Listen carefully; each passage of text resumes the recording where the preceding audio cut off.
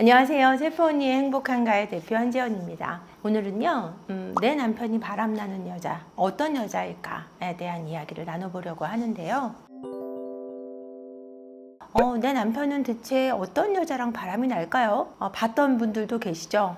그년 이렇게 생겼더라, 저 기집애는 이렇게 생겼더라, 이런 생각이 들 텐데, 남편이 바람나는 여자, 뭐 예쁜 여자, 못생긴 여자, 나보다 못생겼더라, 나보다 예쁘더라, 돈이 많더라, 적더라, 이런 거에 대해서 생각을 하실 텐데, 그런 부분을 저는 말씀드리고자 하는 것이 아니라, 보통 남편분들이 많이 바람이 나는 대상은 나와 어린 시절이 비슷한 여자와 바람이 많이 납니다. 내가 겪었던 경험을 공유할 수 있는 대상한테 정서적인 바람이 많이 나게 돼 있어요. 그래서 제가 이걸 어떻게 아냐, 그러니까 여러분들도 아시겠지만 동창회 가면 바람 많이 나죠. 내가 자라왔던 시절에 대한 얘기를 이해하고 공감하는 대상, 그리고 회사에서 내 생활을 공감하고 이해해 줄 수 있는 사람하고 많이 바람이 나잖아요. 근데 그 와중에도 바람난 여성에 대해서 남편분들이 와서 얘기를 할 때 어떻게 얘기를 하냐면, 어린 시절이 비슷했다는 얘기를 자주 하셨어요. 그러니까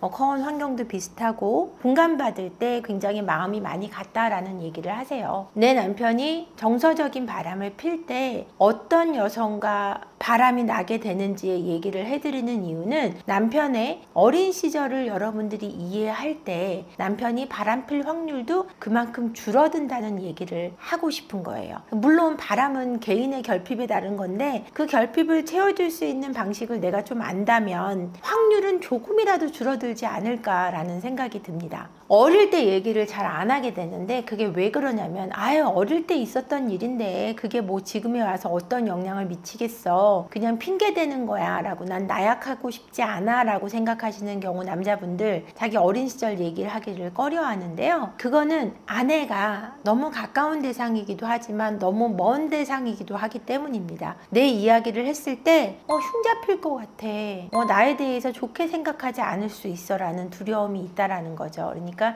이 사람이 완전히 내 편일 수 있을 때 자기 얘기를 오픈하게 되어 있습니다. 그렇기 때문에 뭐 남자나 여자나 마찬가지겠죠. 그렇기 때문에 여러분이 아내인 내가 당신의 완전한 편이라는 걸 알려주는 것이 우선 중요하겠죠. 내가 너의 편이라는 걸 어떻게 알려주냐면, 평상시 대화를 하실 때 비난하는 말투 또는 무시하는 말투를 쓰시면 안 된다는 거예요. 남편이 어떤 말을 하면 아유 네가 그렇지 뭐, 밖에서 무슨 일이 있었다 그러면 야 그건 이렇게 했어야지 왜 이렇게 못해, 이렇게 해결책을 제시하는 것은 남자들이 들을 때 너는 이거밖에 안 돼? 라는 말로 들릴 수 있다라는 얘기를 해드리고 싶어요.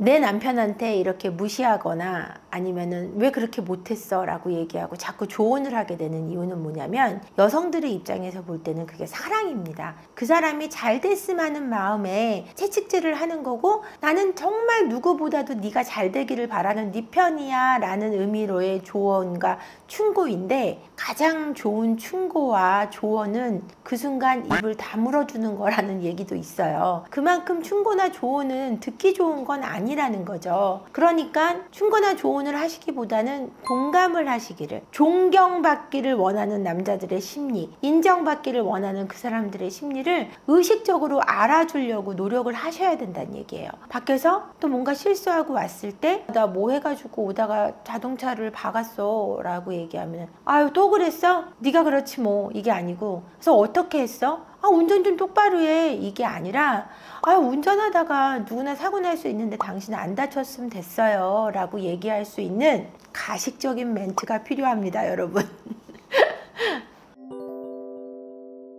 실 사례를 들어보면은 이제 보통 남편들이 시골에서 크신 분들도 많잖아요. 시골에서 자라신 이제 5, 60대 이제 부부들이 많이 오시면은 남편분들이 보통 어디서 바람이 나냐면, 고향에 내려갔다가 고향 친구들하고 술을 한 잔 먹고 바람이 나는 케이스가 굉장히 많았어요. 갑자기 퇴직을 하고 고향 가서 농사를 짓겠다고 내려가시더니 알고 보니 고향에 있는 동창하고 살림을 내신 경우가 있었거든요. 그거를 아는 데까지 때까지 3년 이상이 걸린 거예요. 왜냐면 내려갈 때는 그 여자가 잠시 자리를 비키고 올라오면은 거기서 생활을 하고 이런 식으로 3년 넘게 생활을 하신 거를 60대 중반이 돼서야 아내분이 알게 되셔가지고요. 상처를 받으셔가지고 저한테 찾아오셨던 경우가 있어요. 그래서 상간녀 소송도 하시고 여러 가지를 하셨지만 무너진 신뢰가 쉽게 복귀되는 건 아니고 남편분이 그 고향에서 농사를 짓는 거를 멈추지도 않겠다고 하셨고 결국은 이혼으로 수순을 밟을 수밖에 없던 사례도 있거든요. 그러니까 여러분, 내 남편이 정서적으로 외롭고 고립되는 상태가 되지 않도록 함께 노력하는 거. 물론 그건 남편의 몫이지만 내가 그것을 좀 알아채 주는 것만으로도 많은 도움이 될 수 있다는 얘기를 해드리고 싶어요.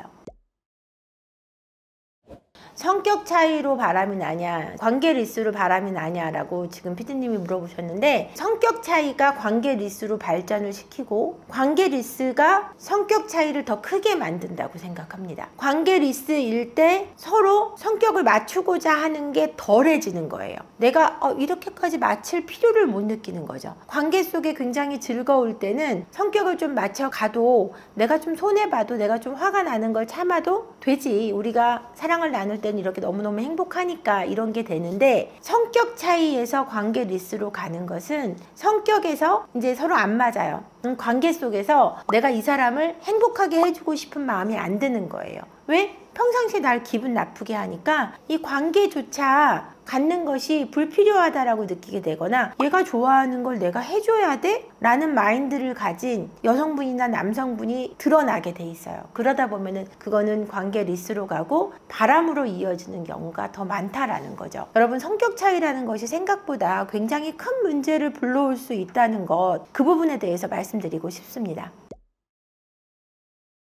남편분들이 바람을 폈는데 아내분들이 와서 남편이 이런 여자한테 끌렸다는 게 이해가 안 돼요 했던 케이스는 사실은 성적인 취향이 부부 사이에 전혀 맞지 않을 때, 남편의 성적인 취향을 전혀 이해 못하고 있을 때 많았어요. 막대하기 좋은 여자를 남편이 만나고 있다라고 생각하시면 돼요. 나의 진짜 특이한 성적 취향을 아내한테는 밝힐 수 없는 케이스가 제일 많았다라는 겁니다. 내 남편이 바람나는 여자는 어떤 여자일까? 나와 내 남편의 어린 시절이 정말 완전히 다르다면 부부 간의 대화라든지 부부 상담이라든지 이런 것들이 외도가 일어나기 전에 훨씬 더 필요하다라는 거예요. 외도가 난 다음에 수습하는 거 말고 외도가 나기 전에 그걸 좀 서로 이해하셔서 행복해지시기를 바라고요. 오늘 영상 끝까지 봐주셔서 감사하고요. 구독과 좋아요 부탁드릴게요. 고맙습니다.